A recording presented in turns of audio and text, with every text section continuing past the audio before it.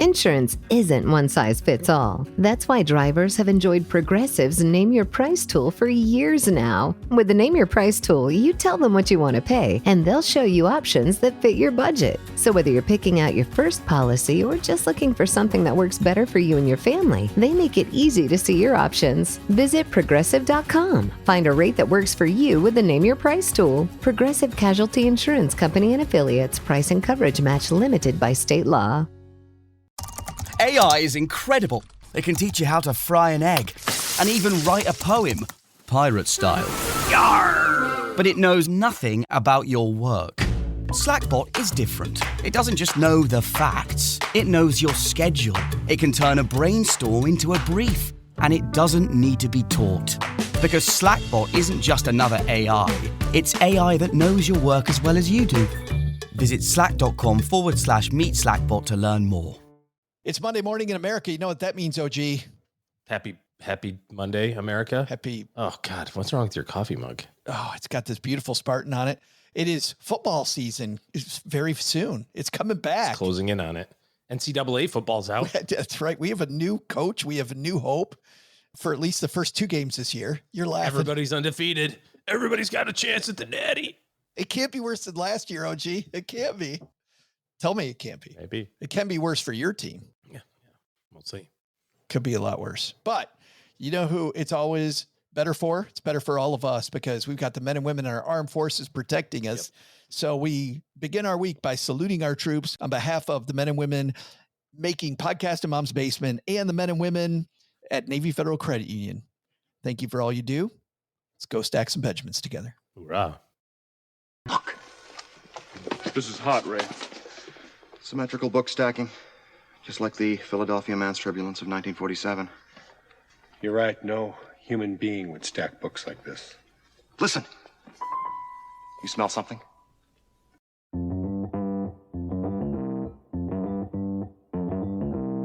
Live from Joe's mom's basement, it's the Stacking Benjamin Show.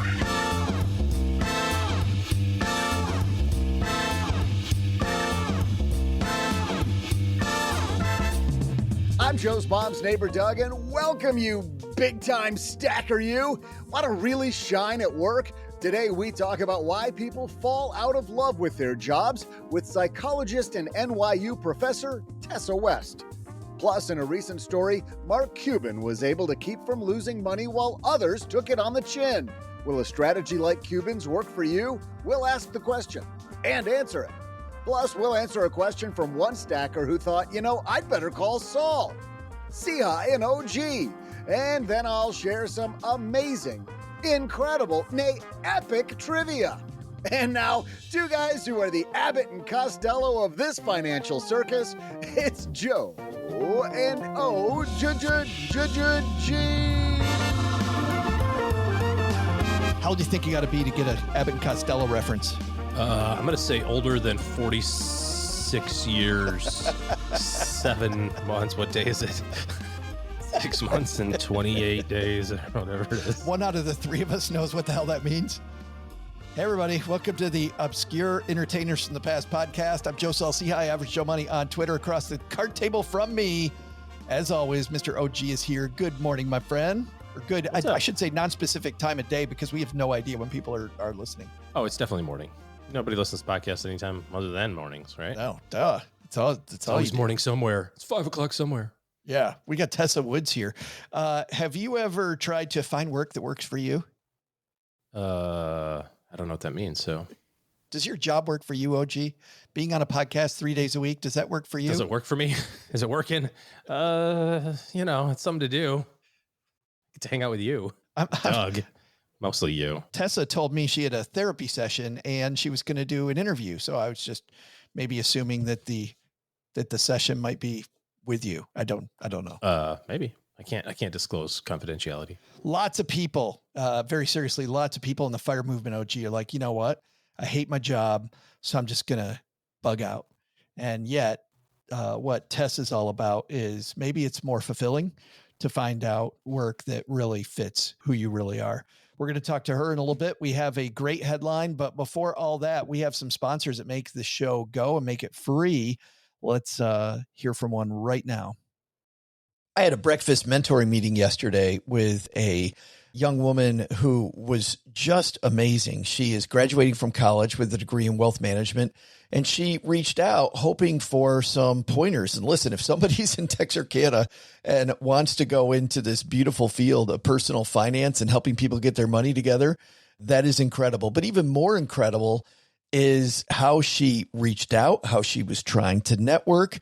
And I was having a discussion that finding the right person and avoiding the wrong person for a role, that's what can make or break an organization. And we just don't see that many qualified people. So how do you find them? Well, Indeed sponsored jobs is a boost whenever you need to find quality talent. If you're hiring, Indeed is all you need. You can stop struggling to get your job post even seen on other sites. You'll match with quality candidates with Indeed's sponsored jobs. Get matched with and hire quality candidates who can drive the results you need. Reach candidates who meet your specific criteria like skills, certifications, or location. It drives me crazy when I'm matched with all kinds of people who aren't a fit. I don't have that kind of time. People are finding quality hires on Indeed right now. In the minute I've been talking to you, companies like yours made 27 hires on Indeed, according to Indeed data worldwide. Sponsored jobs posted directly on Indeed are 95% more likely to report a hire than non-sponsored jobs. Spend less time searching and more time actually interviewing candidates who check all the boxes. Less stress, less time, more results. When you need the right person to cut through the chaos, this is a job for Indeed sponsored job. And here's what's cool, Stackers. You're going to get $75 in sponsored job credit to help get your job the premium status it deserves at Indeed.com/podcast. Just go to Indeed.com/podcast right now and support Stacking Benjamins by saying you heard about Indeed right here at Stacking Benjamins. Indeed.com/podcast. Terms and conditions apply. Hiring, do it the right way with Indeed. Tessa West waiting in the wings. But first, Mark Cuban in the headlines. Let's chat about him. Hello, darlings. And now it's time for your favorite part of the show, our Stacking Benjamin's headlines. Do you read Flipboard? It's on my phone.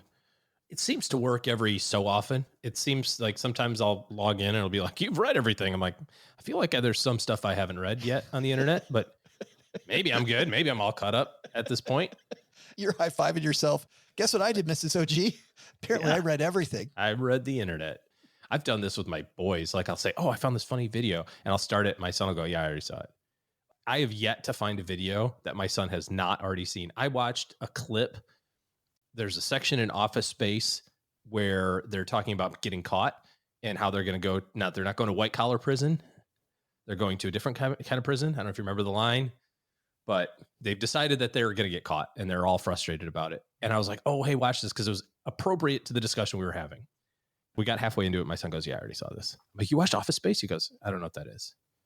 But he had already seen the clip of that. I was, like, dang it. Have you ever had a discussion with these kids about screen time? No, what's that? Yeah. They are excelling at it. I can tell you that much. The reason I ask, I found this on Flipboard, and what I really don't like is that 90% of their financial content lately that at least comes to me, gets served to me, is from a website called MoneyWise. Yes. And so often these MoneyWise articles make me just roll my eyes. But this one I found really interesting. The whole market cratered and I was protected, said Mark Cuban, who revealed how he kept his $1.4 billion fortune safe from a 2000.com crash. And then it says 3 ways to prep for a U.S. economic downturn. Okay, I'm listening. Obviously, if I'm the average person, I'm like, hey, if I got my money and everything goes down and I don't go down, this sounds like a great idea. So let's dive into what Cuban did. By the way, any guesses on what Mark did? Gold. No, I don't have any idea. Yeah, what he did was during the 2000 stock market crash, it went from 2000 to 2002.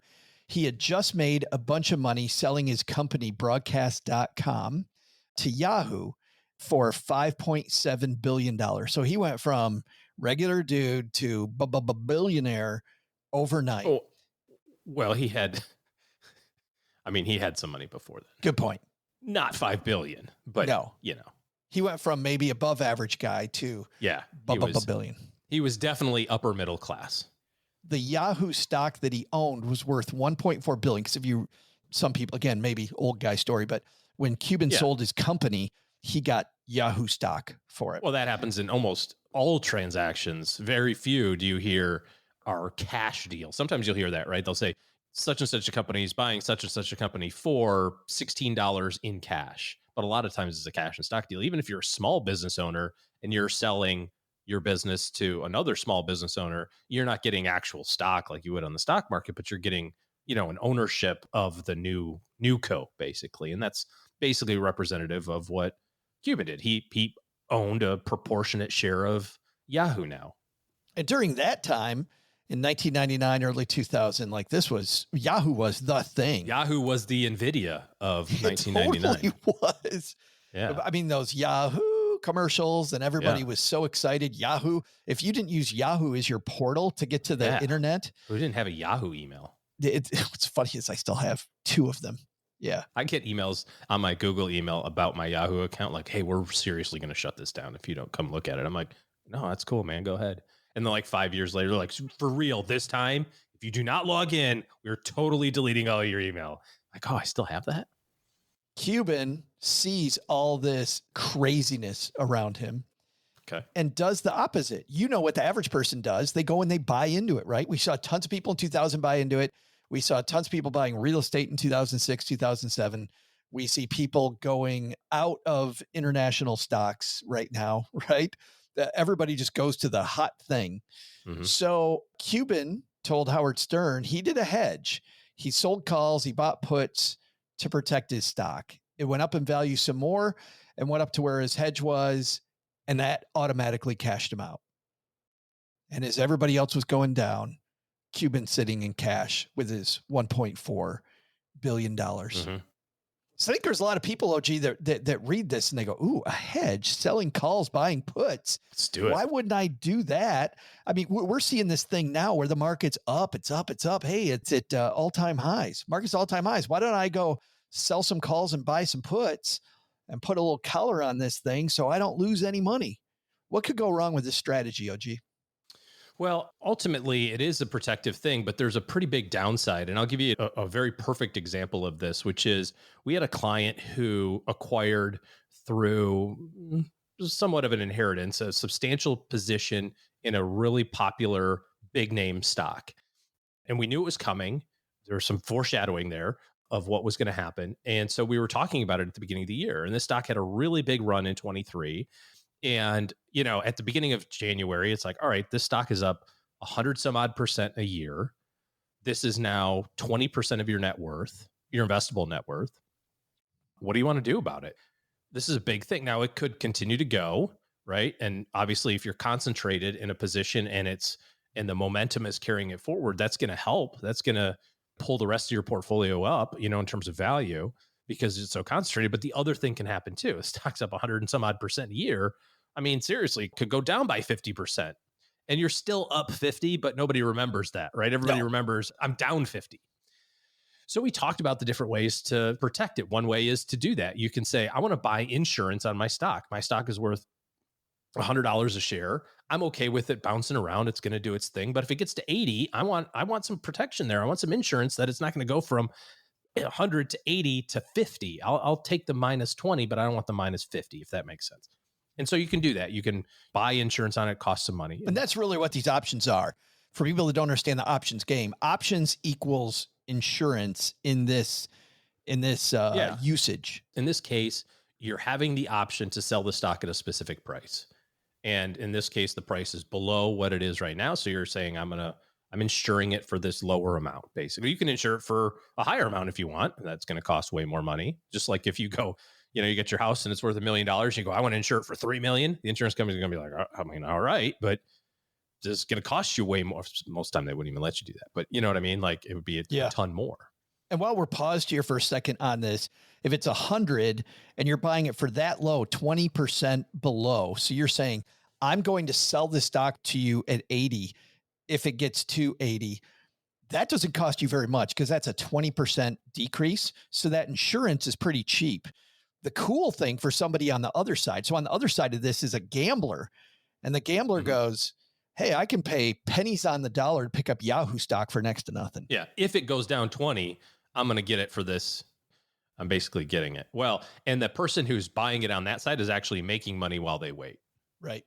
It's just kind of a weird scenario. But anyway, so you buy the insurance on the stock that it goes down. And the way to offset that, if you don't want to pay the cash to insure it, you're looking at Mark Cuban. How much does it cost to insure $1 billion portfolio? You know, it's going to cost us several $1 million. And these contracts have expiration dates. So you can say, well, I want this to expire on Friday. I want it to expire next Friday. I want it to expire at the end of the quarter. I want it to expire at the end of the year. And the longer out you buy the insurance, the higher the price is, right? And so you either are turning it over frequently at a lower price, or you buy one big one for the next 3 years and it costs a ton.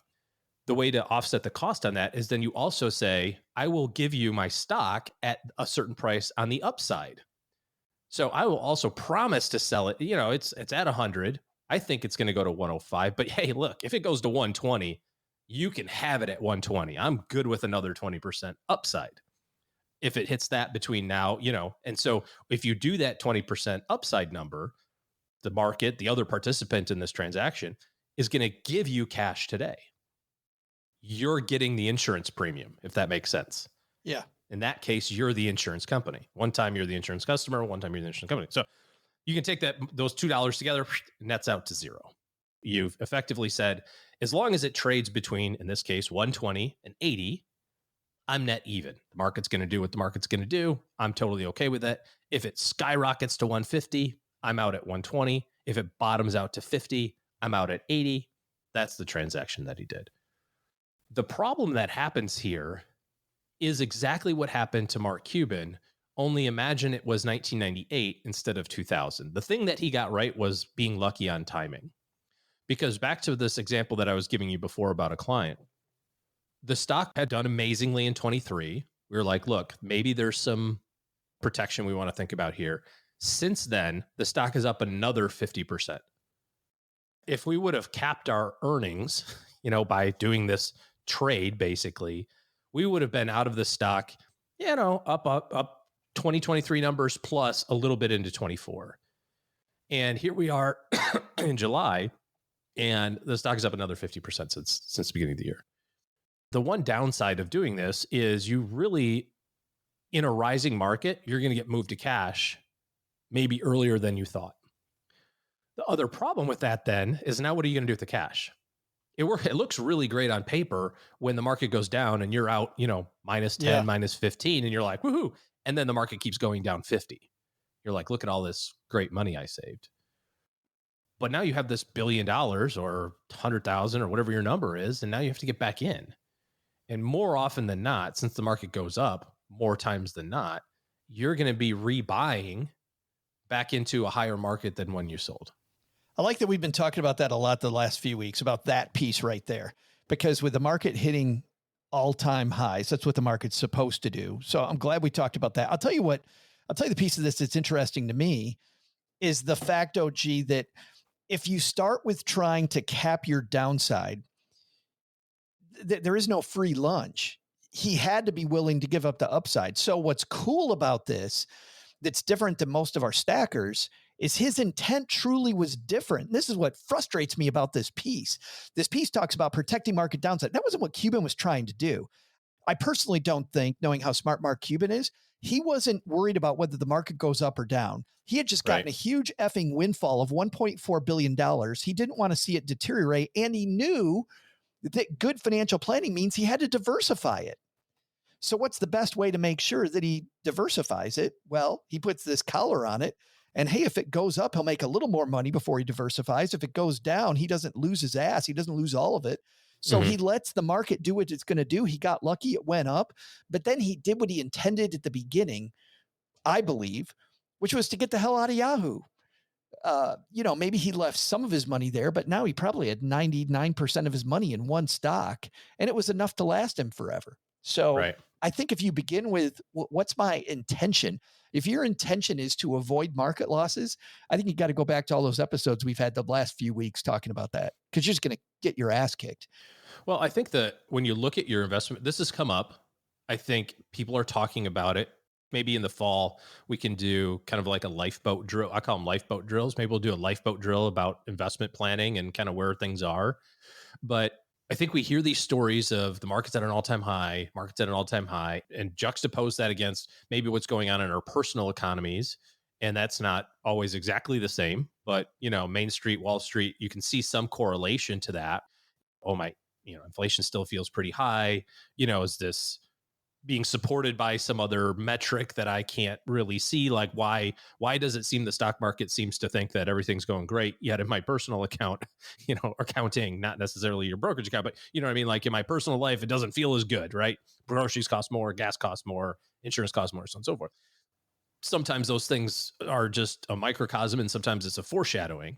But I think if you look at the purpose of the money that you have invested, and if you're looking at your brokerage account, you're looking at your retirement account, you're going, dude, all time. I mean, I'm so happy that this is at an all time high. This is great, right? Our account values are growing.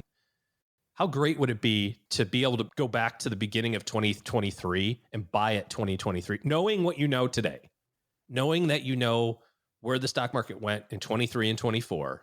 Somebody gives you a time machine and goes, yeah, you can go back to 2023. How much do you want? What would you do differently? A lot of people will go, back the truck up, right? Your favorite phrase. Yeah. My point is that if you've got a lot of time and the money is timed out correctly for what that timeline is, you shouldn't worry about market fluctuations. Plus 20, minus 20, it's going to happen. That's part of the deal. That's what you signed up for. But if the money is supposed to be there for tomorrow and you got it invested, you should be concerned and you should have that money in some place a little bit more secure, like cash, and not have to worry about it. That is, this garbage piece gives 3 recommendations on ways to weather a down market. First one is doing exactly what you're saying. Keep cash and stay invested. Keep cash for the pretty good. For the short term. That's great. But listen to the other 2. Bonds. Bonds do the exact same thing we don't want to do, which is it decreases your chance for upside. If you're a long-term investor and you've got a bunch of money in bonds, what are you thinking? You're safely, people worried about safety. You're safely going to do nothing. Very, very safely. Well, and as we found out, I mean, the whole idea of fixed income is that it zigzags differently, right? That it's a tempering of the volatility. But in 2022, I think everybody learned that doesn't always work that way. And in 2022, fixed income was down 15% and the market was down 20%. You're going, wait a second. I thought this was supposed to be better. It was better. It was 5% better. It wasn't the other way. Now, fixed income today, because of interest rates where they are, that becomes a little bit more of an investing gamble, I think. But if it's long-term money, your money should be invested for long-term things. The only place is in equities. Oh, no. Nay. OG. Because the third recommendation here, I think is way better. Gold. Oh, for crying out loud. Funny story about that. I got an email from a client in a beach community in Florida. I'm not going to dox the community nor the person, but let me read it to you. Hey, OG, I had to share this with you. So in our city, he names it here, our city council just had an online meeting this morning during which the city administrator is pushing for the city's excess revenue to be invested in gold. Oh, God. I thought you'd get a kick out of this. Might be a good show topic. Hope you're having a good summer. What a train wreck. Yeah. Now, this is a beach community that was just destroyed with the last major hurricane in Florida. Thankfully, they're getting everything back together again, which is good. So I'm glad to hear that the city, for the community, has excess city revenue. That's fantastic. They can invest that into, seawalls or something, to kind of help assuage any issues in the future. But I don't know that I would invest it in gold. That seems pretty stupid. I love OG when Peter Maluk was on the show recently. People can go back and listen to his interview. That guy makes so much sense. But gold is a great store of value. If I'm looking 1,000 years into the future and I get to go on a time machine, and this is just, I'm just channeling Peter Maluk. This is exactly what he said. I'm going to take gold because I don't know what currencies 1,000 years from now are going to be the ones. And gold would buy you a nice suit in 100 BC if there were suits, and it buys about the same stuff now. But if you need your money to grow, so it's a great store of value. Not a good transportation vehicle, because going into the future with a bunch of gold would be, you'd have to have a big backpack. But I get his point. It buys the same thing now as it did in 1700s, as it did in the 1400s. It's a great store of value, but it is not a grower of value. It's a shower. And unless you're going to try to save, imagine trying to save 30 years worth of money. That was awesome. In gold. Not going to happen. Oh, did I forget to do a heyo there? Is that it? Maybe. This piece is interesting at the top, and like a lot of these money-wise pieces, devolves into garbage at the bottom. I will link to it so people can see the show themselves. One frustration I've had over the decade plus that we've been doing this, OG, is hearing people's work stories about why they're unhappy at work and how they just checked out. I do complain a lot. Oh, you weren't talking about present company included. Yes. Stop bitching about your work. Tessa West is someone who I wanted to have on the show because she believes there's probably something deeper going on. And there's so much more satisfaction in work that you love versus just dropping out. I know a few people that have dropped out, OG, still miserable. They're miserable because instead of finding work that they love, they went to nothing. She is a professor of psychology at NYU. You've seen her as a regular contributor to the Wall Street Journal. And of course, she's been covered everywhere. Scientific American, New York Times, Financial Times, Guardian, CNN, CNBC, and now Stacking Benjamins, of course. Tessa West up next, helping you find work that works for you. But before that, Doug, let's transition over to you, man. You've got today's trivia question. Hey there, Stackers. I'm Joe's mom's neighbor, Doug, and checking this crazy holiday calendar that Joe's mom got me, it turns out we should be celebrating National Hammock Day. In fact, I've been laying here talking this entire episode, and you haven't even noticed. Ha! I'm a true professional. How can you tell a true professional? Because he's the guy who can seamlessly transition between hammocks, and the fact that it's also the day back in 2016 that the last VCR was made. See that? Ninja, you didn't even see it coming. Making the last VCR would have been a horrible job. You know that your job is done. I mean, why stick around? And let's make that today's question, people. Speaking of horrible jobs, what is considered by USA Today to be the most horrible job because of the low pay and lack of flexibility? I'll be back with your answer after I maybe doze off here in the hammock for a moment. In business, there is no room for guesswork. Every shipment matters. Every deadline counts. And when you're trying to keep operations running smoothly, the last thing you need is uncertainty. That's why reliability is at the core of USPS Ground Advantage. From the moment your package is first scanned in, it moves through a secure nationwide network, aiding in a timely and accurate delivery. You get near real-time tracking so you can keep up with your shipments. And with affordable upfront pricing, there are no hidden fees or surprise surcharges to throw off your cost sheets. It all adds up to predictable deliveries you can depend on, because knowing your logistics are handled lets you focus on everything else, your customers, your team, and the future you're building. Visit USPS.com/Ground Advantage to start shipping with confidence. USPS Ground Advantage. We mean business. Insurance isn't one size fits all. That's why drivers have enjoyed Progressive's Name Your Price tool for years now. With the Name Your Price tool, you tell them what you want to pay, and they'll show you options that fit your budget. So whether you're picking out your first policy or just looking for something that works better for you and your family, they make it easy to see your options. Visit Progressive.com. Find a rate that works for you with the Name Your Price tool. Progressive Casualty Insurance Company and Affiliates. Price and coverage match limited by state law.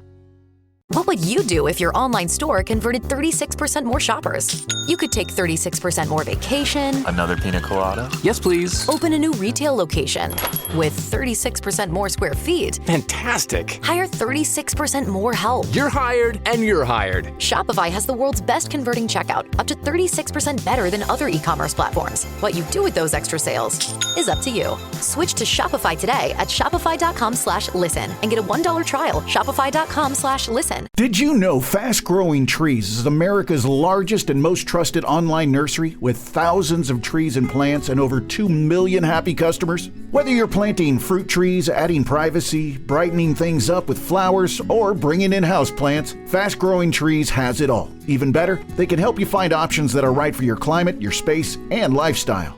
Click Order Grow. Every plant arrives healthy with the Alive and Thrive guarantee straight to your door. So if you're ready to get planting, this is the moment. Right now, they have great deals on spring planting essentials, up to half off on select plants. And listeners to our show get 20% off their first purchase when using the code WWO at checkout. That's an additional 20% off. Better plants and better growing at fastgrowingtrees.com using the code WWO at checkout. Fastgrowingtrees.com, code WWO. Now's the perfect time to plant. Let's grow together. Use WWO to save today. Offer is valid for a limited time. Terms and conditions apply. Go to growingfasttrees.com for details.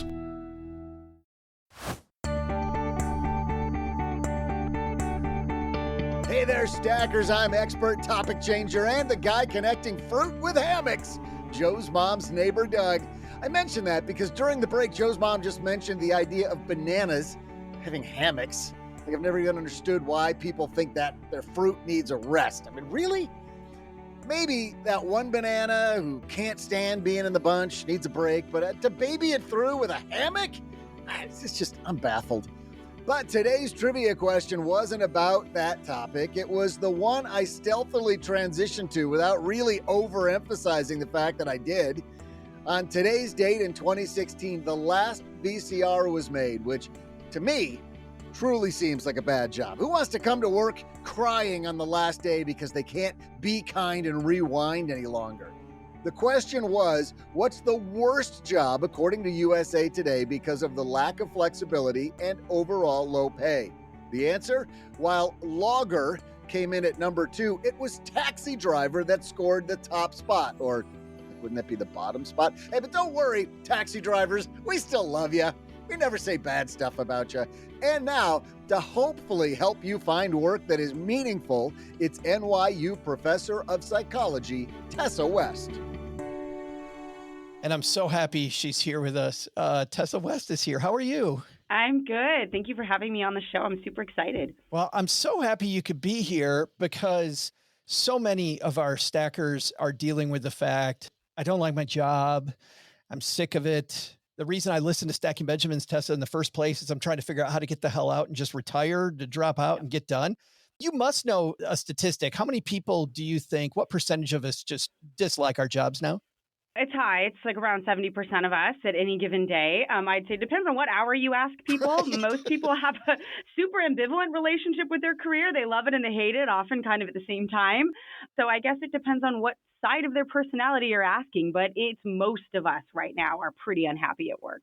That's funny because I have my days. I love it 90% of the time, but I think we all have our days and times. We have a lot of people that listen, though, that think, I'm just going to grind it out and retire. But you talk more about finding meaningful work. And I think the overall message of this project is that there probably is meaningful work for you if you do a little bit of introspection. Yeah, I think that we often focus on the structural components of work, where we want to work, what our compensation packages are, but we don't sit and think about our career, our job as a relationship partner that we're kind of stuck with for our whole life. And my book is really about treating your career like you would a marital partner or someone that you are kind of in it for the long haul with. And that takes some digging into the psychological sources of why you're miserable. What is it about this that is no longer working? And for some people, they're in love with a career that doesn't love them back. For others, they've committed their whole lives to some path, and now they're second guessing that, but they're super embedded in their job and in their career, and they cannot see a way out. So lots of emotions, lots of feels going on for folks out there when you think about your career through that perspective. Ben, you tell a story early on that totally embodies this. The guy's name is Timothy. You write that Timothy's telling you, no, I'm not going through any of this stuff. And you say that the longer you talk to Timothy, the more he was totally going for it. Can you tell us the Timothy story? Yeah, so Timothy is good at his job. He works in IT. And I think for him, he would do this really interesting thing that we see with marriages, this ambivalence language. Like, I really love this job. I'm super committed. I wish everyone else around me was. I'm going to move to Hawaii, and I'm actually going to become a a fourth grade teacher, but just to remind you, I love this job. And so he's talking out of both sides of his mouth a little bit in the sense that he fantasizes about this other thing. And then he would kind of see the look on my face because I told him I wanted to interview him for this identity crisis chapter. And he's like, I'm not having that. That's not me. That's someone else. So he would correct his identity crisis statements with statements of commitment and love towards this thing. And I love that ambivalence in him. And I think that embodies what a lot of us feel. And in marriages, that ambivalence is the thing that happens usually right before you break up with someone. It's not this kind of nail in the coffin, secure aha moment. It's up, down, love it, hate it, fantasize, engage, back and forth and so forth. Why is it though? I mean, that Timothy stays partly committed to the job, because I feel like that is like, I read that and I remember when I was working for American Express, I felt that until when I turned 40, I had a mentor tell me that he was leaving this job because it was 90% right, but the other 10% he didn't know, and he didn't want to live a life of 90%. I basically, Tess, I felt like I had your book slapped across my head at age 40 and goes, no, there's got to be 100% out there. But is it guilt? Is it this feeling of that, damn it, if I just work harder, I can make this be a fit? Or what is it? Yes. So some of it is coming from inside. It's guilt. It's a sense of shame that you have a lot of status here. And deep down, you don't want to let go of that because you know if you go somewhere else, you're going to lose that status. And you might be the oldest person in the room right now. And you're going to all of a sudden kind of like lose all that social capital that comes along with that. So there's some of those emotions. But I'd also say there's also a really basic behavioral explanation for what's going on here, and that's just intermittent reinforcement. A lot of these workplaces that we strongly identify with, they reward us on these kind of reinforcement schedules that aren't regular and they're hard to predict. So one moment your boss loves you, the next moment your boss is a little bit distant from you. And that kind of uncertainty-based reinforcement is what makes rats push a lever. It's what makes us stay in marriages, and it's what makes us commit to jobs that are part of our identities that are not loving us back. And I think if you step back and realize, oh, I'm actually just part of this really basic behavioral pattern that like rats and monkeys also fall victim to, it's not that special, but it is the biggest predictor of engagement to things that we don't actually get much pleasure from. And I think a lot of people are actually going through that, but they haven't really kind of recognized that that's part of this process. It's so wild. And you mentioned this earlier that we all look at the structural, do I want to work from home? But we truly don't go internal and go, what do I need to fulfill me more in a job? You have 5 reasons people are feeling disconnected at work. And before we dive into those, and I want to dive into maybe the first 1.5 in depth, because I think I think they all affect a lot of people, but we're not going to keep you here all day, Tessa. So we'll go through maybe the first one. But before that, you have 2 tips for people who are looking at possibly getting a new job. And I think these are even great for people that aren't there yet. The first one you say, and this, by the way, is anathema for all of our introverts. I play an extrovert, but I truly am an introvert. And I read this and I was already feeling my stomach tighten up. Networking, like we have to do better networking. How do you frame this idea, which I hate, of talking to strangers when you're looking for new work? You know, I have to be honest. Networking's cringy. Nobody likes it. And I had to do it to write this book. I had to figure out who hiring managers were and who professional recruiters were and set up those meetings. And I think I learned a few things. So first off, most people love to talk about themselves. So don't be afraid to set up a networking call with someone you don't know. And there's kind of a science of how you do that without looking cringy and so forth. When you get on a call with someone for 15 minutes, you can ask them about what their path looks like and follow these specific instructions. And I was shocked at how many people were happy just to talk about themselves with me. And I think most of these networking conversations aren't about you selling yourself, trying to convince someone you're great. It's just about information gathering. So if you're an introvert, and I'm also a closeted introvert, this isn't impression management mode for you. This isn't about you looking great and trying to explain to someone why you're hireable. That comes much later on in the process.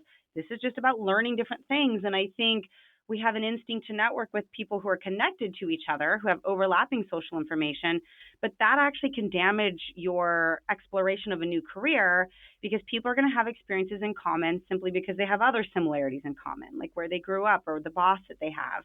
in psychology, we call this snowball sampling. You don't want a bunch of samey people in your experiment in psychology, just like you don't want that when you're networking, because you want diverse perspectives. So then you can look for the signal in the noise. You can see what are the consistencies across all of these people that are telling me something about a new career. But I feel the pain, and, I was sort of pleasantly surprised at how comfortable people were in opening up, and people were just left to talk about themselves. So just remind yourself of that when you have to do the networking. Well, one of the ideas that I really liked was this idea that you put forward that being more intentional about not just, most of us, I think that your number was 70-something% of people only network with the people that are at their own work or do their exact same job, like purposefully thinking about getting out of that and realizing how important it is to get out of that, maybe puts enough leverage on our introvert friends like me that we'll be more excited about it. I think the reason why we do this is because we're told that the best way to move ahead in your career is through social networks, and people hire through recommendations. And so those kind of insular networks, those connections, those, what we call central nodes in a network, are important for career opportunities, for hiring. And it's true that most organizations, when they ultimately hire, especially higher up, they go with people they know. And I think we internalize that message so much that we then really don't explore people who are not in our immediate vicinity. But I can tell you from experience, my friends in physics and chemistry and biology are way more interesting to talk to now for me than the people that I've been stuck with for 30 years. I think you learn a lot. And I think just reminding yourself this isn't about just getting the next job. It's not about impressing people. It's about learning new information. Then you're much better positioned to kind of break that mold of, it's 70% of our connections are in office, actually. It's even more than just within a company. Oh, it's wow. in office. Like just right here, like Petri dish. Yeah. The second tip you have before we get started here is you need to be strategic about applying for jobs. And I know it depends on which area of these 5 people are the strategy we use, but is there some overarching strategy we should think about differently, break this idea of that we all have in our heads about how we, carpet bombing for jobs? Yeah. People come to me and they say, or you see these LinkedIn posts, I applied for 600 jobs this month and I got 0. And I say, that's because you applied for 600 jobs this month. Come back to me when you've applied for 5, and then those numbers will look really bad. So there's kind of this irony of thinking that more is more. When you do that, when you hit easy apply and you just upload your resume to these AI-based algorithms that sort through your keywords, you are not strategic about how you're making the parts of your resume talk to each other in the way that organization wants. You haven't done the work to figure out from a hiring manager whether the job ad is accurately reflecting what they actually want versus something that they just cut and pasted from Indeed. There's a lot of work that goes into actually creating bespoke materials, resumes and cover letters, that if you don't do it and you're just uploading, you're not going to get those jobs. I talk to a lot of people who hire, and there's a pretty mundane explanation for it, which is a lot of recruiters get paid based on the size of the funnel. They want a really wide funnel in the beginning that has 50,000 applicants, and they want to winnow it down to 5. Now, if they started with 100 and winnow it down to the same 5, they don't get comped in the same way. And so they actually benefit by taking an ad down, putting it back up, getting a new batch, and, not actually taking most of those applications forward to the next step. And so thinking about that made me really cynical about this process. You really need to tailor those materials, and you cannot be applying for 600 jobs if you're actually tailoring materials and you know anything about the orgs in which you're applying. I love an idea that you put forward, which is you're also interviewing these people. When you show up at the interview, it's not just them interviewing you. We're all trying to pretend we're a rock star and we're trying to impress them. But by the same token, you're interviewing them to make sure that it's a good fit. As a guy who interviews people, I'll interview a few people. Well, I interview a lot of people for the podcast, but when I interview people to come work in our organization, I feel like people don't ask enough questions. Do you find that's the case across the board? Yeah, there's a huge gap between what people think they should be doing in an interview and what interviewers want them to do. And the biggest mistake they make is smile and nod and answer the questions. They're in impression formation mode. They don't ask tough questions. They don't ask specific questions like, I noticed that most people who work in this company based on your website or LinkedIn page have been here for 15 years. That's great. Can you tell me about, their trajectory for leadership? They don't ask those things because they're afraid it's going to make them look fussy, difficult, not interested, but the opposite is true. In fact, tough questions and questions like, I don't want to just know what it looks like to succeed here, but what it looks like to fail, and tell me about what that path is. Those are actually the questions that the interviewers want to hear, because it means you're taking this pretty seriously. And this isn't your 30th interview for the day. I love them. They're tough. They're tough, but they're meaty. And it shows that the person's really invested in this job in a serious way. But people are afraid to ask them because there's this culture of niceness around, you better not say the wrong thing or they're not going to want to hire you. You know, there's even these apps now you can kind of put on your face to make your smile look more smiley, your eye contact more eye contacty. So bad. It's like so messed up. But people are like, yeah, I'm not smiley enough. Make me smile. And I'm like, we're catfishing each other in these interviews. Like, what is the point? You're going to like get in bed together and it's me like a show. You know, not really. Yeah. The metaphor's gone too far, but there's no point in doing that on a date. There's no point in doing it in a job interview. So, yeah. No, well, you know, the thing I always think about is that if you are lying or just trying to impress me as a boss, and it turns out that 6 months from now you hate that job because we didn't come together, like this is just like your last job. And we're hoping this is the last job. And I think you have to get kind of tough with each other early on to get there. Oh, you absolutely have to. And don't lie about the things that like jack up your blood pressure and stress you out. You know, if the person says, look, we put out a lot of fires here, this is kind of an uncertainty-based career, are you cool with that? And you're like, I love putting out fires. I'm the greatest when I'm the most stressed. In reality, you die if you can't, you know, have 100% certainty at work.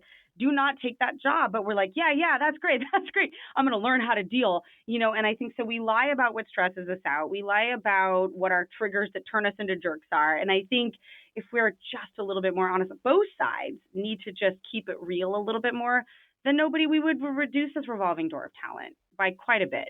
But yes, people are afraid. I have found so many times if we have these very much deeper conversations, I think, than people expect, like we end up working together a lot longer, which is, you know, as an employer, that's what I'm looking for. Yeah. Let's start to go through these 5.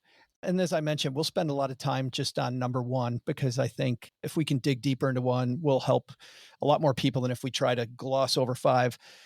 Number 1 on your list is career is no longer a part of who you are. People have this crisis of identity. And my question is, I guess to kick off this topic, Tessa, is it bad for me to say, I'm Joe Saul-Sehy, money expert?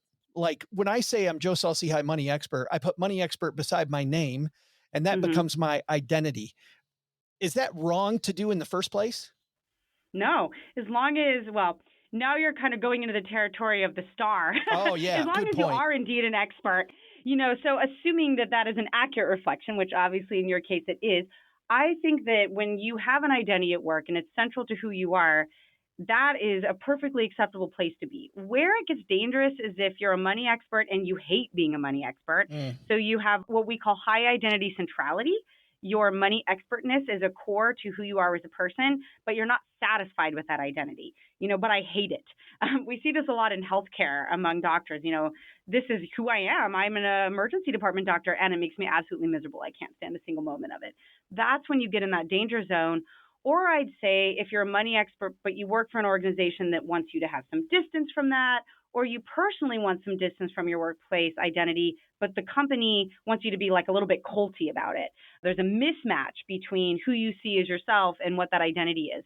Most people who are really struggling with their identities have that centrality. It's core to who they are, but they're not happy about it. You can be dissatisfied with the thing that defines you. And I think that's where the real struggle is. How do we then, if I'm feeling that, if somebody's driving down the road listening to us, Tessa, and they're like, oh, that's totally me. You know, almost Timothy, right? Timothy talked about, he's in IT. He talks about how great this is, but I want to move to Hawaii and become a 4th grade teacher. I love that. Like, I got this whole other identity I want to have. He's clearly fantasized about it for years, you know? Right. Thought about it slightly. How do we begin to work through that difference between who I am at work and who I truly want to be? What's our first step? First step is look for consistency in how stable your identity is. So we will have good identity days and bad identity days. There are days when people are mean to you or your boss disrespects you and you feel your identity waning a little bit. I no longer think that being a professor is core to who I am. And that's a self-protective mechanism we all have. So before you start exploring new things, you want to actually be stably kind of de-identifying with that career a little bit. The next step I would tell people is do not wait for that aha magical moment where you're going to wake up and not feel identified. You actually need to kind of start exploring new career identities and go through that process of learning what a day in the life looks like for other potential careers before you make any moves at work. You know, in relationships, one of the biggest predictors of getting into an on again, off again marriage or relationship is you break up without having anything to fill that hole in your heart of where that identity used to live. And we sort of panic, you know, who am I now? I don't know who I am. And unless I can get a new job that I identify with in 6 weeks, I'm going to go back to that old thing. And so you almost have to kind of offboard that identity slowly and build new ones in. And I give you the steps it takes to do that. But there's definitely not this kind of light switch that's going to go off in your mind where you're going to all of a sudden no longer feel that. So ambivalence, ups and down, emotional roller coaster, that's going to be all part of the process. But look for that stability and start exploring these new things. And it's okay to kind of date other career identities before you commit to something. I think exploring them and networking and learning about them is really important before you break up with your job. As I'm listening to you, and I definitely felt this while I was reading, I think even for our stackers who feel comfortable in their career right now, this is a good activity to dive into a little bit. Like, how does my identity identify with this job? And is it the same as it was 6 months ago or a year ago or even yesterday? Is that true? Absolutely. I feel like we wait until we're miserable before we start doing any exploring at work. But misery is just around the corner, folks. It can happen with any merge, layoff, whatever. You know, and for most of us, our real happiness at work comes from our relationships. In fact, the people I talk about who drift apart and don't really know why, it's often because their team members have changed, their best friend at work has left, and we don't have control over those things. You know, people leave work all the time and we don't realize how much of our identification or happiness is yoked to that. And so this happiness that feels stable and secure is actually much more tenuous. And I do think it's good to always kind of be exploring these things and to always network with people outside of your immediate circle. You're going to learn new information. Even if they can't land you a new job, you're going to learn lots of things that could be useful. So I absolutely agree with that advice. It's funny because when I was a financial planner, and I got that note from my mentor that he was leaving the company. And at age 40, I decided to sell my business and change. I had fantasized, like Timothy, becoming a teacher. My wife and I met as middle school track coaches, and I was going to become a teacher and a track coach. And Tessa, I completely fantasized about it to the point that the grass was clearly going to be greener as a teacher. I mean, and all my teachers I know are nodding their head right now. Oh yeah, it's great every minute of the day. Yes. Is this the spot? Let's go back to networking. Is this the spot then where Timothy, instead of fantasizing about it, starts going to lunch with some of his teacher friends and really quizzing them about what life as a teacher really looks like? Yeah, you need that reality check for sure. And we all have grass is greener problems. You know, we tend to focus on the ways in which our lives will improve if we change, not get worse. Most of us have this things are going to get better in the future kind of bias. It's pretty universal for humans. We think we get smarter and more attractive and more interesting over time, probably get less. Look at me. I'm like, how is that possible? You know, yes, you need to explore your day in the life. And I think you can anchor that search on understanding two things. One, collecting some data on you on what stresses you out, you know, what you think is going to stress you out at the beginning of the day, what actually does. And then when you talk to people in these other careers, ask them not about stress, but about the triggers that stress you out. And I think one place where people misstep with this grass is greener thing is they forget about the weird idiosyncratic things that rise their own blood pressure, and they don't ask if those things happen in that new career. They also don't think about their skills as fungible. So they don't think about, okay, I have a skill of, say, this is really dated, but I'll say it anyway. I'm really good at Microsoft Excel. How could I use that in my new job? And instead, they think they have to reinvent themselves. It's like getting a really bad breakup tattoo. Like, I'm going to get this phoenix on my back, and it's going to be super hot and awesome, and a haircut. And now I'm a new person, and we try to do that at work, too. I'm going to scrap it all. But most skills are fungible, and if you are a career professional and you've been working for a while, you probably have more skills than you realize. But you have to ask about how those skills transfer to new careers in a very strategic way about, you know, the tasks people execute, when they do those skills, where they do it, and collect that data so you can actually see just how tangible those skills would be in a new career. Here's another dated term, throwing out the baby with the bathwater. I don't know where mom came up with that one, but because throwing the baby at all just doesn't sound great. But I think everybody knows the point of that term. And you talk about that when you're transitioning. You have this idea called keeper skills, which I found very valuable as a rubric. Tell me about keeper skills. When we think about what we want to do at work, we often think about what I want to leave behind, what I want to start anew. But I try to force people into this mindset of think about what you can build on that you actually like doing. And you might not love the context in which you're doing it. You might not love how that skill sort of gets translated, but you need to anchor your job search on the things that you actually are already good at.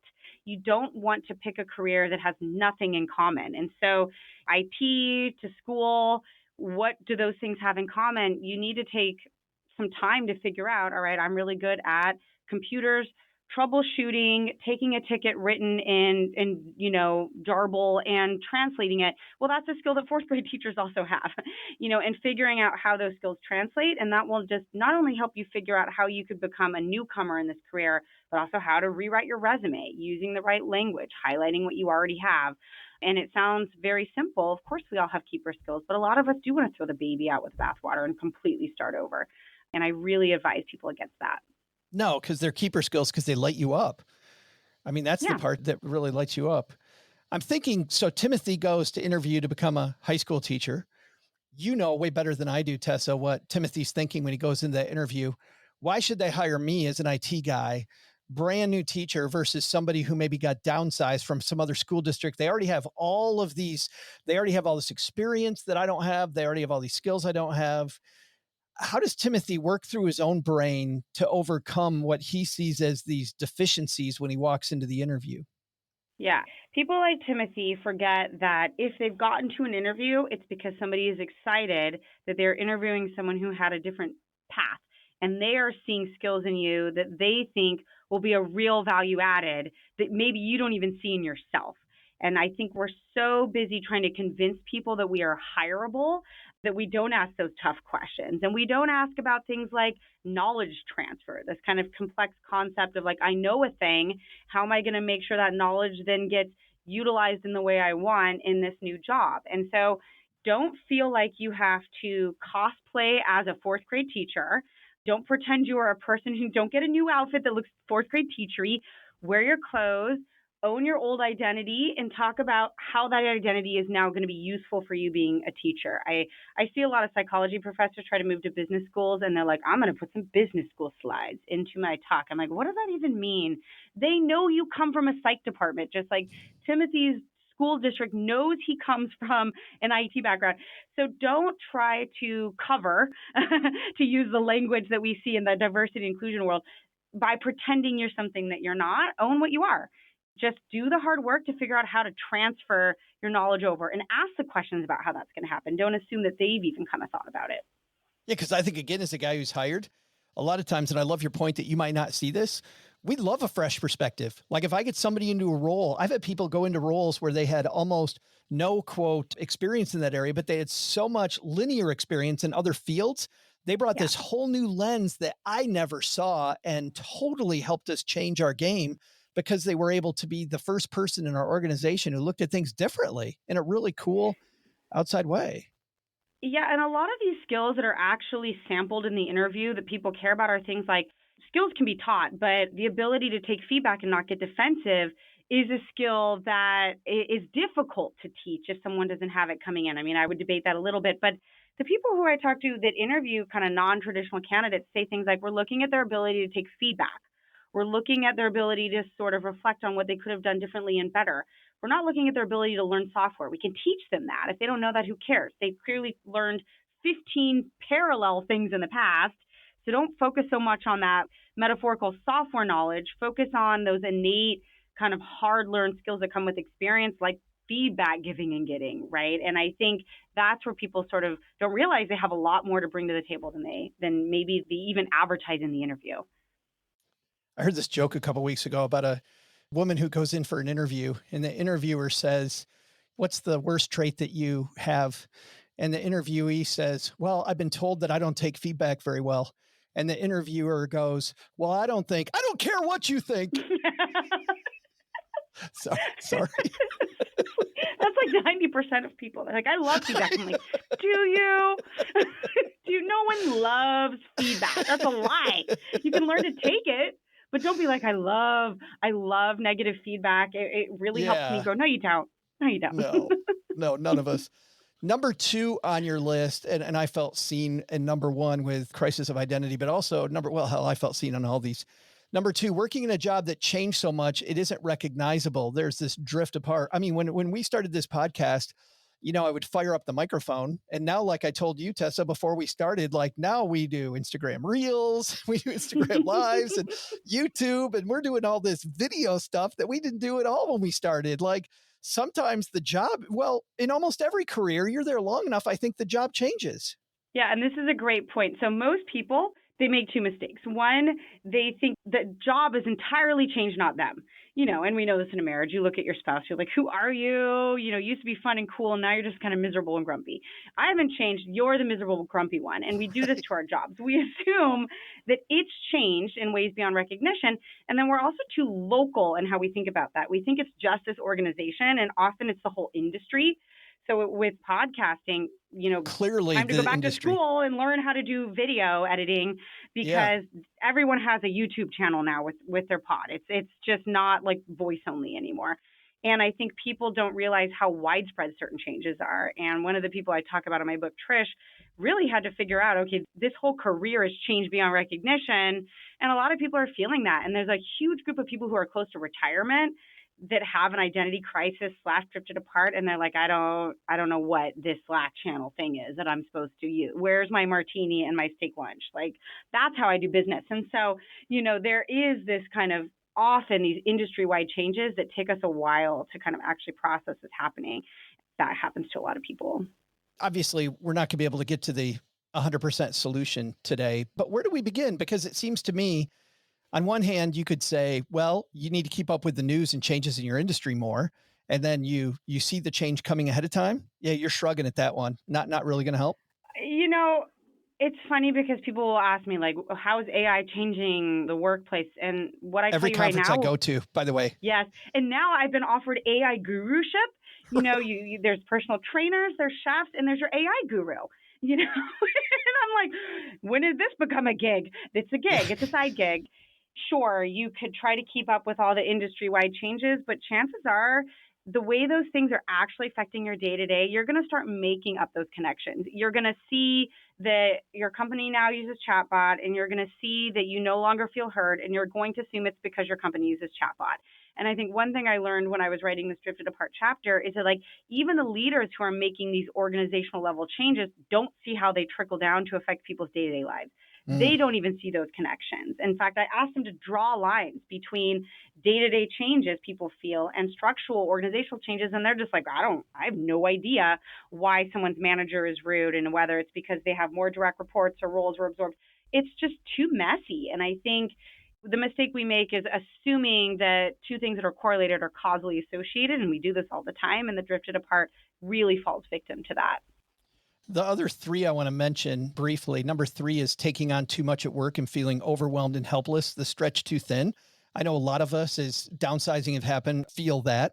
Number 4, struggling to gain status at work to the point where promotions and raises weren't being given. I've seen that happen to people around me when I was at American Express, people that were clearly star players, but the boss didn't think so. And so they were just overlooked. And number 5, having power and status at work, but not getting recognized or compensated for us, that it's the underappreciated star. Your book on this topic, which comes out tomorrow, is called Job Therapy. And I know that you chose those words very carefully, like you chose for your last project, Jerks at Work. Like we know exactly, everybody knows who the jerk is that they were working next to. But the word therapy there, I think, has a lot of weight that people, Tessa, might not recognize. Tell me about Job Therapy. Why that title of therapy? I've been teaching close relationships at New York University for years now, and the same issues that people were bringing up to me about their close relationships were the same things they were talking about with jobs. Once we break free from, I need to make an emotion-free judgment, I need to be structural about this, and just embrace the fact that we're going to have messy, ugly emotions around these things, then I think we're better suited to actually explore these things. and just be much more strategic about it. And so I think therapy is something that a lot of us will say, I don't have time for, especially job therapy. I'm too busy. But the kind of therapy I suggest you do takes, 5 minutes a day to start. It's simple self-assessments, a lot of which is just about learning about yourself. Not even digging into a new job, but learning why you are self-interrupting so much, or what stresses you out, or what keeper skills you want to keep. And therapy often just kind of starts with that. It's about let's learn what turns you on and off. Let's figure out what triggers you to freak out at your kid, and the same thing with your career. And I just want people to kind of feel comfortable with that notion and to slow down and take a deep breath and to make this kind of a more long-term experience. Well, because if you don't do the therapy, I think it's going to come out one way or another, and maybe not such a helpful way. Yeah. You end up fighting about the dishes, and it's not really about the dishes. And I think we do the same thing in our relationship. Cheryl and I have never done that. We've never done that. It's the War of the Roses with your career until you're dead. You want to stop that, right? Go to therapy. Yes. One of my favorite lines is from Sun Tzu, The Art of War. The best battle's the one that's never fought. And maybe a little job therapy will help us avoid some of these. We talk about people get to 50 or, 40, get to whatever age. We see some of our fire people at age 30 going, is this it? Is this what it's all about? And maybe a little therapy now will go a long way. The book's called Job Therapy, Finding Work That Works for You. It's out tomorrow everywhere, I think, right? Yes. Tessa, thank you so much for mentoring our stackers today. I super appreciate it. Thanks so much for having me on. I'm Rocky Lalvani, the Profit Answer Man. And when I'm not helping small businesses stack Benjamins for themselves, I'm stacking Benjamins for myself. It's so frustrating, OG, seeing people sometimes stick with a career they know that's going nowhere. I mean, sometimes, they'll share with you where they're headed and you're like, yeah, I don't think that's going anywhere either. But I think at the very least, time is finite. There's nothing wrong with setting off on this journey to go find the right thing. Well, I mean, tomorrow's not promised to everybody, right? So why not just be as happy and content as you possibly can in all the different areas of your life? You spend a bunch of time at work, you spend a bunch of time around work people doing work things. Have you ever had a time where you're like, I wish I waited. I wish I waited to make that change. We talked about this on the Friday show with Alyssa Mazes, but yeah. Have you ever had a time in your life where like, wow, I wish I would have stayed in that dead end job a few more days? A few more shows. Oh, this sitting close to home now. Yeah. I'm much more of a ready, fire, aim type of person anyways. So that's never been something that I've had to worry about because I'm like, woohoo, let's go this way. See what happens, on the adventure. You get kind of trapped in that comfortability of, I know what's going to happen. I know what my pay is. I know what my bonus is going to be. I know, and it's not exciting. That doesn't mean that you have to pick the exciting thing. It doesn't mean that you can't be fulfilled and that has to be your only thing. Cause I think there's some amount of responsibility that goes into this, right? It's like, I would rather play golf a lot more than I do. And I would rather do my other hobbies more than I do. But I also know from a responsibility standpoint, I have to put kids in college and I have to pay a mortgage payment still. And, and those other things aren't generally I'm not going to magically start making enough money in those other hobbies or other interests of mine to do that. So you got to kind of balance that out. But I think if you have the opportunity to focus on the things that really do find the stuff that gets you going, I don't know why people don't think of that more. I think our friend Scott Galloway, I saw him recently saying that it's often, the boring stuff that makes us wealthy. Well, I mean, all the shows that are on HGTV or the Mike Rose, the dirty jobs or the undercover boss things. It's like a trash compactor company or a moving company, landscaping firm and like those sorts of things that are, although honestly, I wouldn't mind riding a mowing tractor for the whole day. That seems like a fun. It does sound like fun. That's my retirement job. It's going to be, I'm mowing grass. I'm going to be Forrest Gump. I've talked about here's my spirit animal. Wanting to be a cross-country trucker. Pop in some podcasts. You're a cross-country coach. I'm like, okay, I can see cross-country coach. Cross-country trucker. Yes. That escalated quickly. Every time I've said that on the show, I get our trucker friends. The people who are cross-country truckers going, no, you don't. Yeah, they totally do. Every time they're like, yeah, it sounds cool. You don't want to do this job. I got a lot of respect for our truckers out in the audience. That's what my dad and my grandfather did. My grandfather was the Michigan Trucker of the Year one year. Oh, There's a thing for everything, isn't there? Well, this was a big thing. As I recall, I was young, but I remember it was the governor had a thing for it, and he had 43 seasons, 43 years with no incidences. Wow. And that was kind of unheard of at the time. And I bet he saw stuff around him a lot. Over 43 years, you saw you avoided some accidents. Yeah, that's what he got. Thanks to Tessa for helping us. And I hope that today we help some of our stackers find work that is more meaningful, because there's a lot there. And I hate seeing people just drop out for no reason when they're maybe leaving some of their best stuff on the table. Hey, let's not leave this next segment on the table. Well, heck, we started this off with talking about football season. Crazy. Let's go out to my favorite spot, which we call the back porch. OG, you've had some fun around the house, huh? Oh, gotta love it when you go on vacation for a few days and you come back and you go, why did they put a water heater in the attic again? It's always a risk. You hope that the house doesn't burn down. You don't live in Houston and it's full of water when you come back. That happened to some people. Yeah. Hurricane. You have a bathtub in your kitchen. You've always wanted an in-ground pool in your house. Now it's in your living room. So I don't know. I don't know how I think your stuff is not like this, but in our house, our water heaters and our furnaces are in the attic, which to me seems like about the stupidest place to put those things. What could go wrong? What could go wrong?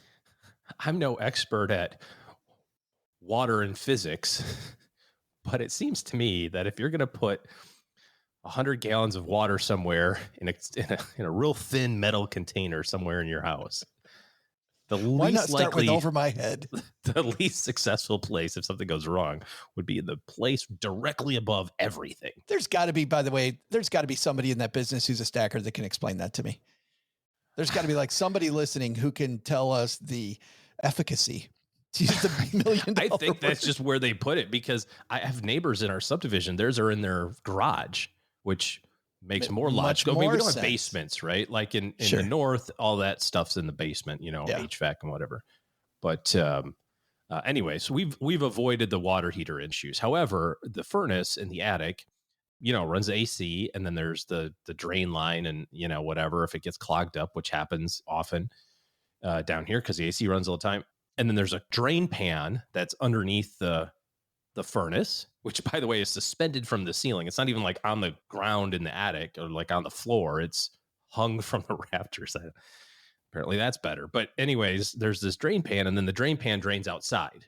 And I've always told my kids and my wife, if you ever see water dripping from the roof and it's sunny in out the summertime and it's not raining, like, someone say something. We may have a problem.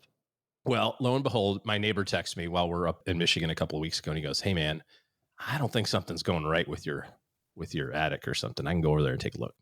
So he takes a picture. We have this one flat spot on our roof that's really just above like a hallway, and it's all yellow, all rusty. It's like this, all the roof like looks like it's concave. And I'm like, oh crap. So we call our neighbor. He goes over, he goes, "Yeah, the drain pan was full. I vacuumed it all up, with the wet vac, whatever. I think you want to get a guy out there to look at it." I'm like, "Yeah, I know what's going on, right? The thing's clogged and it's doing what it's supposed to be doing, right? It's clogged, it's draining into the drain pan, and then the drain pan is draining outside. So, it doesn't ruin the attic or everything else." So we get that all squared away, and I call a roofing company and I said, "Could you come out and take a look at this? I'm curious to make sure that there's obviously the shingles are damaged, but I'm also want to make sure there's nothing below that, because this thing's been dripping in the same spot for, it's like, water torture to my roof for like God knows how long." Anyway, so they sent a guy out that takes some pictures, like, "Is this it? Yep, that's it. Fix it. Okay, fine." They fix it. I haven't got a bill. They sent an email yesterday and they're like, "Hey, your project's complete. Here's all the pictures. We're happy to have been able to service, your house, whatever, blah, blah, blah." And so I'm looking through all these pictures. I'm going, why are they taking all these pictures of all the roof, like every peak and valley and corner? And I'm going, all right, well, great, whatever. And I have never been outside yet to actually just look back, because you have to walk like half a block away because the angle to be able to see it. And they take a picture of that. And I go, well, it doesn't look like they did much of a job there, but whatever, if it's fixed. So I wrote back, I'm guessing there was no structural damage underneath the shingles. because that was the one communication piece that I had with the roofing company was, if you see something else, you have to tell me so that I can address that too, because you're the only one that's going on the roof to take off all the shingles. And if you see other things, like, let me know. And the guy writes back and he goes, yeah, so there was a problem. Oh. We didn't actually fix those shingles. We fixed all the other shingles that were broken on your roof. And I'm like, huh? He's like, yeah, you had like a whole pallet of shingles, you know, in different spots that were all damaged. So our guys went out and fixed all those. And I'm like, okay, but the big spot that had the hole in the roof, we just went, that's all right. like you took some randomly pictures found of it. We're done. The one with the one shingle, you know, over on side 7 of the roof line. You're like, well, that one's damaged. Bill, get up there and get that one. Like, we can see it from here. It's like he shimmied up there, and they're like, what about this whole section right here that would be like, it all looks damaged. No, that's all squared away. Anyways, so they're coming back. So far, nothing, but I can tell. So the place this is, Joe, because you've been at my house, the place that this is where the coffee maker is and the wine. Both two very important things. But yes, you know, there's nothing above that, right? There's just a hallway. Right. You kind of like a little pantry thing. And the ceiling, there's a little crack. And there looks to be a little discoloration. Could be my eyes playing tricks on me, but it looks like water dripped through. It just kind of dripped. You know, it's not pouring through. It's not a big giant, but I can tell there's something there. And so I'm waiting with bated breath this week as the roofing people are coming back. He goes, well, you don't have to pay for the first stuff we did. And I'm like, no, I'll pay for it. I'm glad that you went up there. I didn't know that there was a bunch of other stuff broken. Yeah. Thank you for fixing it. Yes. Send me a bill. Just, could you also do I the have much thing more that I hired you to do? consternation that you didn't tell me that you didn't fix the problem I called you about until I brought it up. Could you maybe also do the thing that is the most obvious thing? It would have made more sense to me for them to fix the thing and then go, oh, hey, by the way, there's a bunch of other crap up there that's broken. And then I could have been like, well, dude, why didn't you fix that? Well, you didn't tell us to fix that, but we wanted to, like, that makes a little bit more sense. Still doesn't make any sense, honestly. You know, if you're in the customer service business, maybe just fix it. And I'm finally home. On Wednesday, I'll go into why I was away, and I have a story about that, but we'll save that because instead I'll talk about, I've scheduled all these people to come to my house, and I scheduled OxyClean, who I really like to do carpets. I've always had great success with them. I get a guy who admits to me that you put in your wash. Yeah, same stuff, but they will do is it OxyFresh, OxyClean? I don't know, but they do carpets. It's just Oxy. That's a whole different thing. Yes. Yeah. I have this guy that comes over, just gives me a bunch of Oxy, and everything looks clean all of a sudden. I don't even think about the carpets after that. Think about anything anymore. It's like a rave. I'm really zoned out, like very mellow. He worked on the carpets, and I get kind of excited when I'm playing video games, and I have spilled some coffee. I've spilled some wine.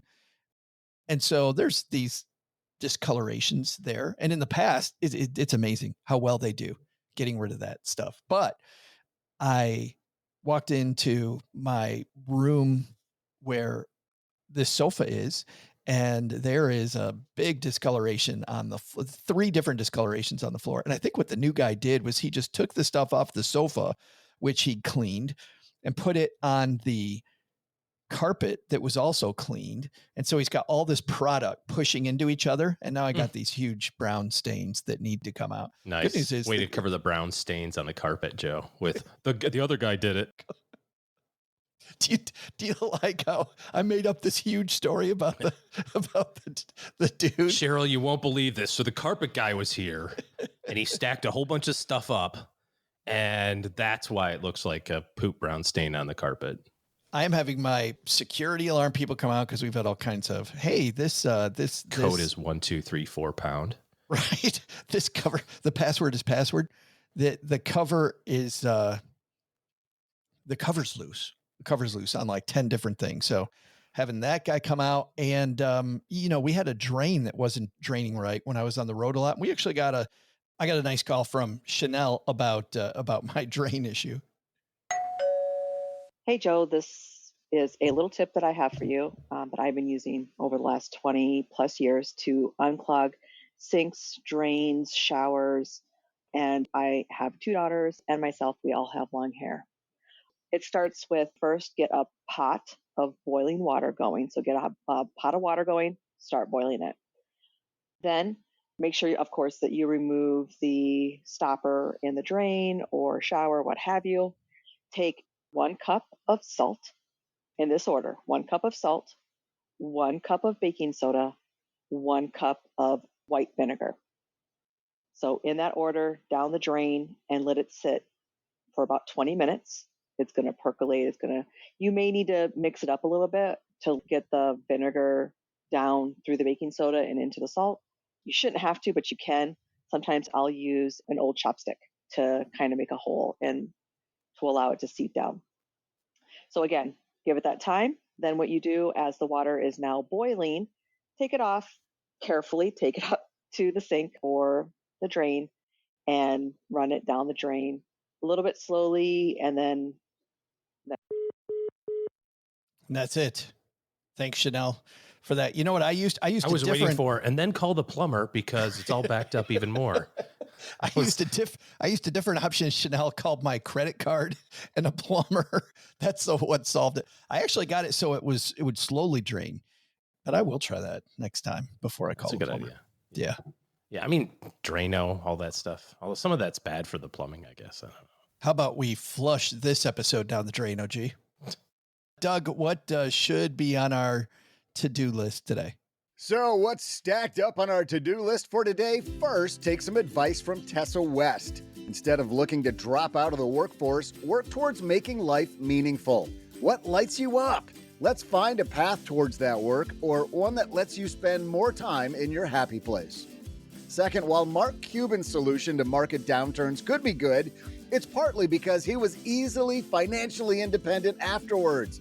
It's a better strategy to stay invested and ignore, to the best of your ability, or maybe cope with is a better term, market downturns. But the big lesson? That's what a banana hammock is? But it's got nothing to do with bananas or hammocks. Huh. That clears up a lot, actually. Thanks to Tessa West for joining us today. You'll find her talking about meaningful work in her new book, Job Therapy, Finding Work That Works for You wherever books are sold. And just because I'm a great guy who's about to go buy some banana hammocks, I'm a giver, I'll also include links in our show notes at stackingbenjamins.com. This show is the property of SB Podcasts, LLC, copyright 2024, and is created by Joe Saul-Sehy. Joe gets help from a few of our neighborhood friends. You'll find out about our awesome team at stackingbenjamins.com, along with the show notes and how you can find us on YouTube and all the usual social media spots. Come say hello. Oh yeah, and before I go, not only should you not take advice from these nerds, don't take advice from people you don't know. This show is for entertainment purposes only. Before making any financial decisions, speak with a real financial advisor. I'm Joe's mom's neighbor, Doug, and we'll see you next time back here at the Stacking Benjamins Show.